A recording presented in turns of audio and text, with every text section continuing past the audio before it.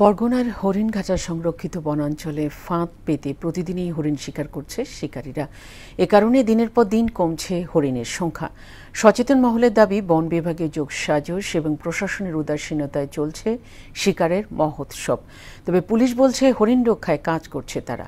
সাগর আকুনের প্রতিবেদনে জানাচ্ছেন বুশরাত জাহান। পূর্ব সুন্দরবনের কটকা, করমজল, হরিণ পয়েন্ট, কচিখালী, সুপতি, ঢাংমারি ও করমজল অভয়ারণ্য এলাকায় হরিণের বিচরণ সব থেকে বেশি। এসব এলাকায় এভাবেই দিনের বেলা ফাঁদ পেতে রাখে শিকারীরা, আর সে ফাঁদেই ধরা পড়ে হরিণ। স্থানীয়দের অভিযোগ, দিনের পর দিন অসাধু চক্রের কারণে হরিণ শিকার হওয়ায় সুন্দরবন ও হরিণঘাটায় আগের মতো দেখা মেলে না হরিণের। হরিণঘাটা বনের অবস্থা এখন এতই নাজুক যে আর 5 বছর পরে এই বনে আর হরিণ দেখা যাবে না। একটা সময় হরিণের দেখা মিলত, কিন্তু এখন আর সেই হরিণের অস্তিত্ব আপনি পাবেন না। লোকজন আছে তারা বিভিন্ন কৌশলে মনে করেন হরিণ শিকার করে।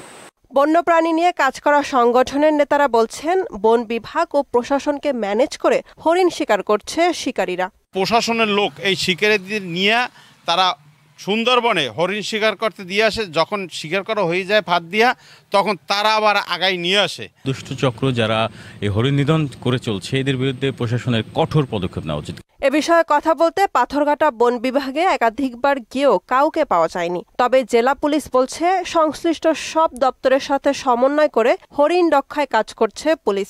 কোনো দুষ্কৃতিকারী কোনো দুষ্কৃতি করতে চাইলে, অসৎ দেশের সাধারণের জন্য কোনো কিছু, সেক্ষেত্রে বিগত দিনেও বরগুনা জেলা পুলিশ তাদেরকে আইনের আওতায় নিয়ে আসছে। এই বিষয়ে মামলা হয়েছে।